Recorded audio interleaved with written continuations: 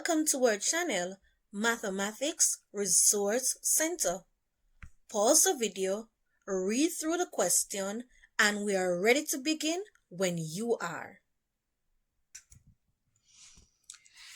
The equation of the line passes through the point 0, 5 and has a gradient of 4.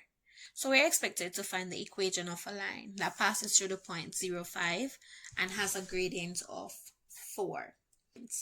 So we write down our formula for equation of a line, and then we look at our points. This is 0 and that is 5. X is equal to 0 and y is equal to 5. Now we look at what other information is given. Gradient. That means m is equal to 4. So we know the gradient to be 4, x 0, and y 5. So we can go ahead and substitute in order to find our y-intercept or to find the value of c.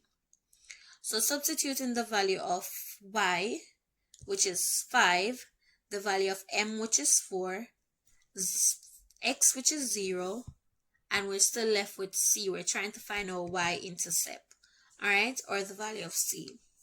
So we know that that would be out, and we're just left with c equal 5. Now that we know that c is 5, for our equation, we only input our m, which is our gradient, and our c, which is our y-intercept. So we're going to go ahead and write y equal, fill in what our m is, which is the 4, and fill in what our c is, which is the 5. The x and the y remains unchanged.